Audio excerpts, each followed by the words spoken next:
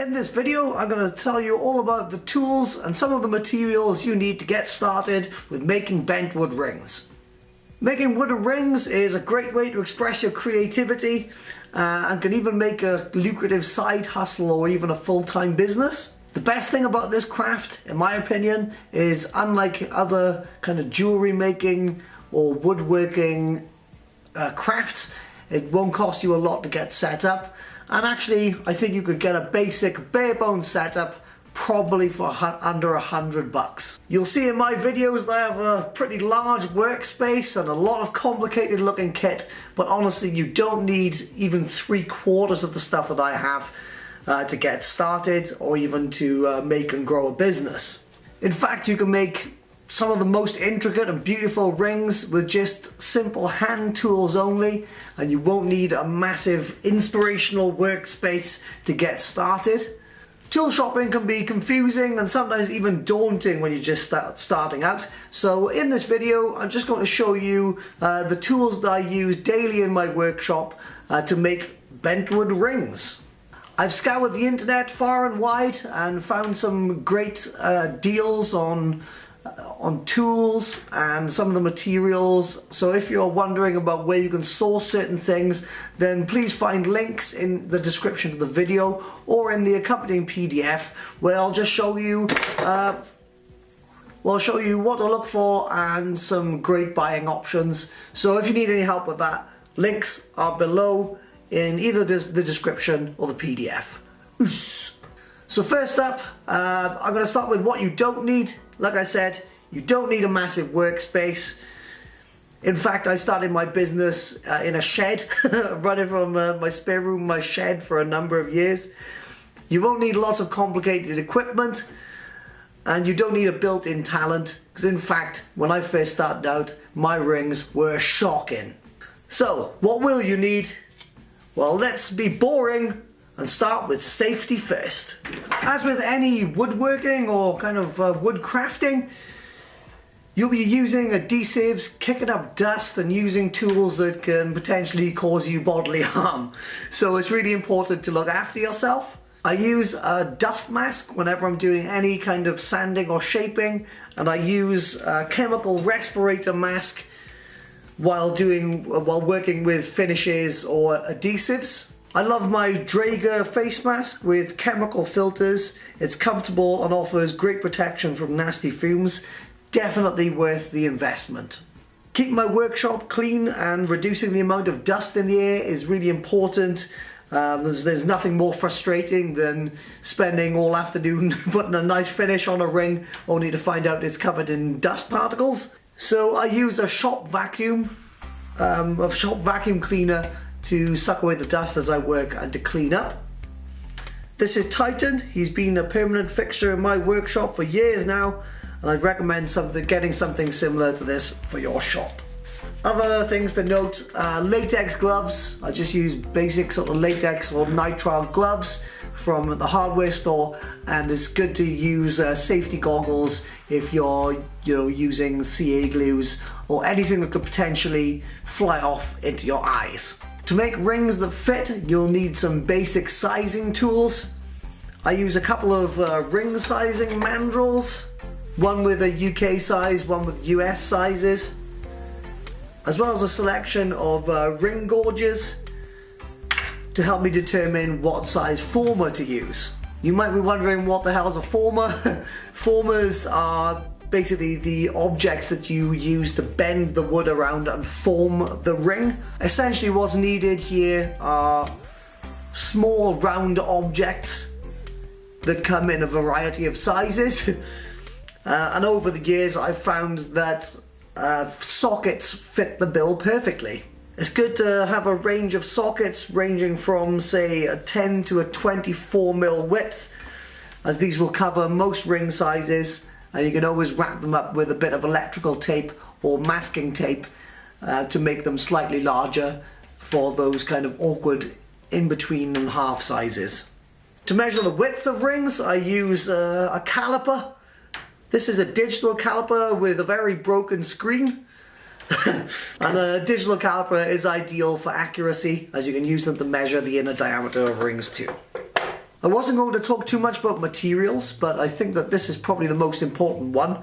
So to make bent wood rings, you'll be using wood veneers. These come in a huge variety of species and are available from many suppliers. I've included links to some great suppliers for the UK and the USA. So if you're wondering where to get your veneers from, then check those out below. There's a lot to talk about with wood veneer, which is beyond the scope of this video, but what you're basically looking for are raw, unbacked veneers, so nothing adhered to the back of them, and you want them to be around 0.6 millimeters thick with 10 inches plus length, so you have enough to make rings with.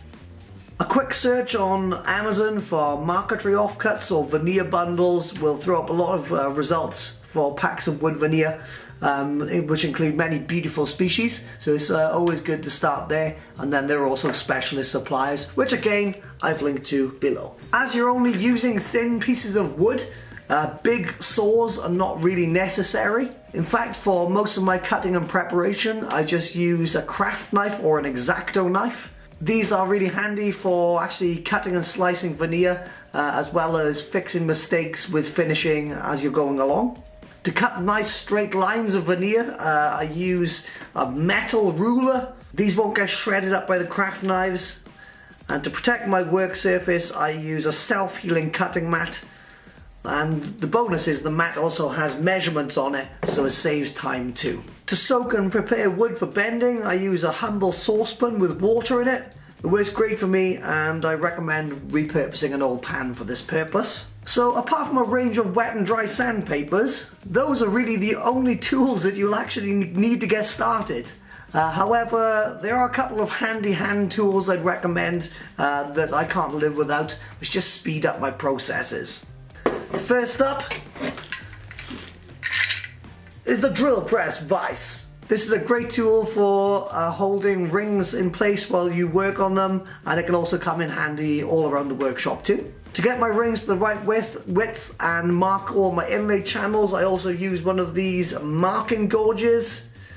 Mega handy, and it was a complete game changer, and they only cost a couple of bucks. I also use a razor saw like this for kind of cutting my rings to width, and again it's only a couple of bucks and saves so much time and energy. I feel like it's worth talking a bit about CA glues in this video. I wasn't going to talk much about the materials, but hey ho, we're doing it now. As I know a lot of you will have questions about what CA glue to use and stuff. So I use a medium thickness cyanoacrylate glue, or CA glue as is known in wood turning, and I use this for gluing up and for finishing my rings. I asked 5 different ring makers what super glues they use, and I got 5 different answers. So really you're going to need to do a bit of experimentation to find out what works for you, and let experience be your guide. Some of the brands I'd recommend would be Loctite, Starbond Adhesives Medium, Everbuild in the UK, Easy Bond, or there's a whole slew of others. Again, links in the description. When it comes to finishing with the CA glue, it's really important to use an activator spray or an accelerator spray.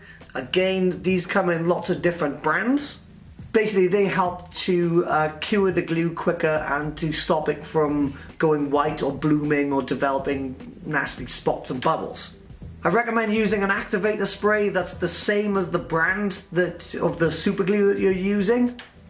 And I found that I've had the best luck with like an aerosol can rather than a pump bottle. You'll need a way to apply your finishes. So some sundries will come in handy. I like to use cocktail sticks, but other people also use just your basic kitchen towels. An alternative to super glue or CA glue finish is a UV resin finish, which is a bit more time consuming and hard to bring up to as shiny as a super glue finish, but is really, really easy. The UV resin I recommend is by Alumilite. They do AlumiUV. It's a great finish. I've experimented with it a lot. It's very durable, so I definitely recommend it. To cure the UV resin, you'll need a UV lamp or a UV bath.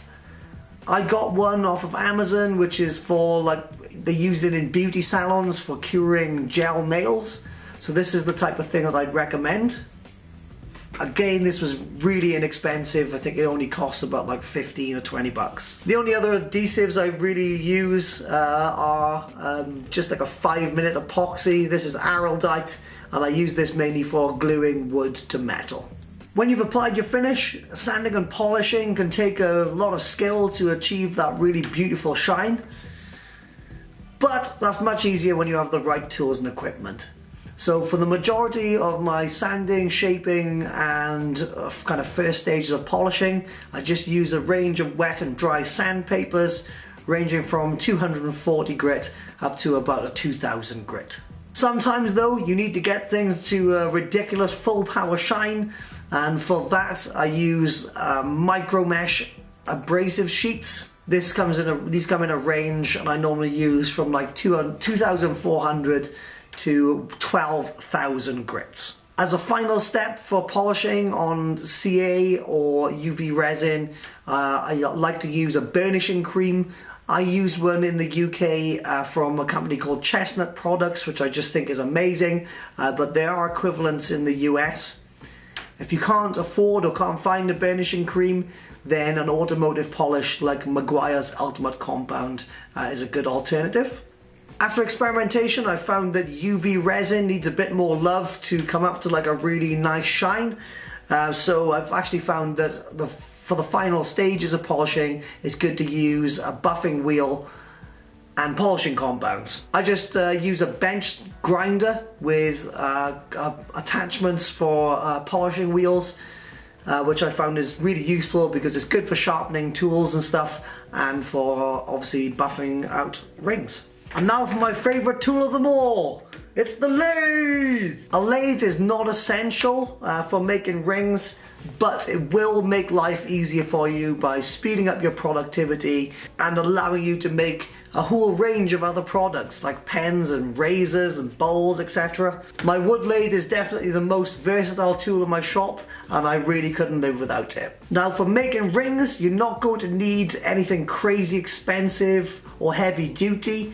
In fact, just a benchtop, like 8 by 12 inch benchtop wood lathe will be absolutely fine for the purposes of making rings or pens. These can come in a range of prices, but something that's relatively solidly built and has a variable speed control is plenty good enough for this purpose. I've used Sharnwood W815 for years and it's never let me down.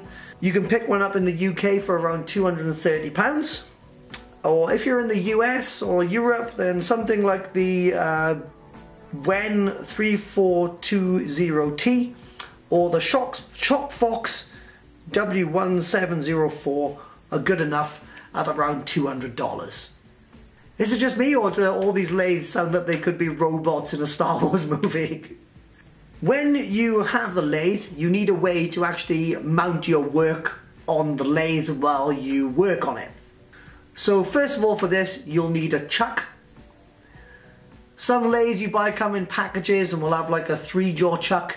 Ideally, I'd recommend a 4-jaw chuck. These are a bit more versatile for holding square stock or square materials, like ring or pen blanks, and a chuck with interchangeable jaws is more desirable, as then you can work on a range of different projects. For the inside of rings, you can either make like a little jig for holding them while you work on the lathe, or you can get pin jaws for your chuck. To go with my Sharnwood lathe, I bought the Sharnwood Viper 2 chuck and picked up the pin jaws separately, and I found other equivalent chucks for you guys in the US as well, so have a look in the links in the description. While you work on the outside of your rings, you'll need something to hold them in place. For this, you can either use expanding ring mandrels, which I got from ringsupplies.com or taylorsmerfield.com here in the UK. And I've also made up like a bunch of these like wooden spindles or wooden mandrels, which you can turn your own or buy cheap enough on Amazon. The best thing about lathes, in my opinion, is the range of projects that they allow you to make. So I think that it's a good idea to get a chisel set to go along with them. These are not by any means essential for rings, but they're definitely handy to have, and you know, wood turning is just cool. And a good skewer or parting tool can really speed up cutting inlay channels. A set of carbide tip chisels is a really handy set of tools to have, as you never need to sharpen them and the learning curve for learning how to use them is a bit shorter. However, they can be a bit pricier, so like a decent set of steel chisels is also a good way to get started. When your skills as a wooden ring maker develop, you'll want to start getting more creative and adding personal touches to your rings.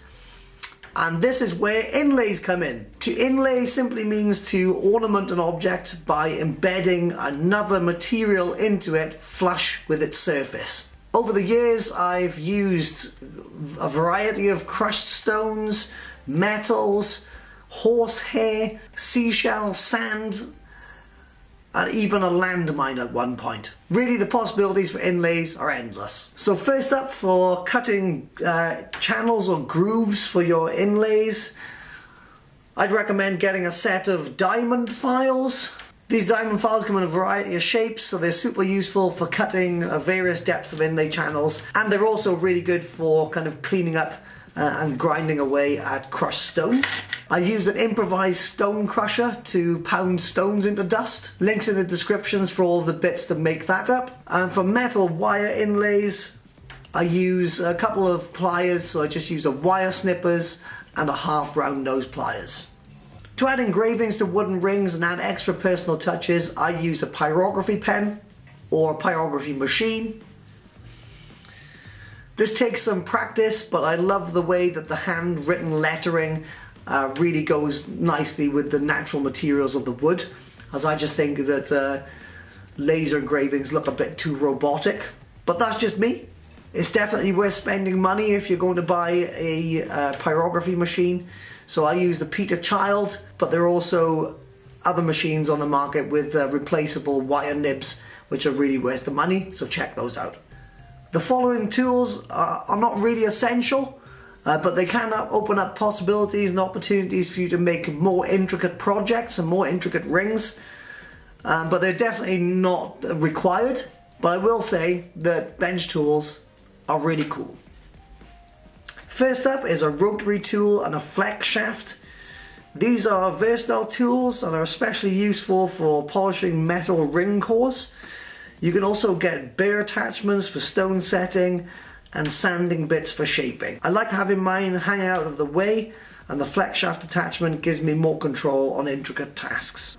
A drill press is great for drilling holes in thicker pieces of wood, so you're not just bound to the bent wood method. Variety is the spice of life, right? A set of Forstner bits is a good purchase too, so you can drill holes into the wood in the desired ring size. My bandsaw doesn't get used a lot for ring making, but it's a great tool to own. I've used it for making veneers from pieces of wood sent to me by customers, as well as cutting larger pieces of wood into usable chunks. Good old Barry, he's my man! Scroll saws are fun and can be used to easily cut shapes from thin stock, a useful saw to own if you're looking to make solid or laminated wood rings in interesting shapes, or even other different types of wooden jewellery. I don't own a bench sander, but it's definitely on my shopping list. I just think that they would be super useful for making all different kinds of stuff.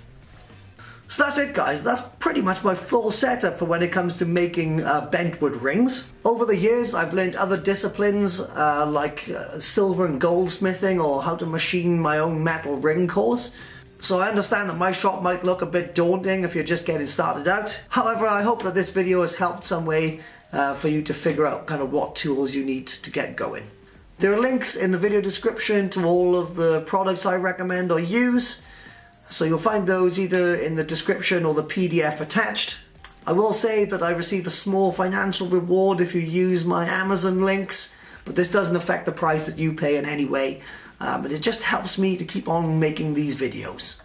So if you're planning on making a purchase anyway, then use my links and I can keep the content coming. Everyone wins. So yeah, I hope this helped, and I'll see you in the next one.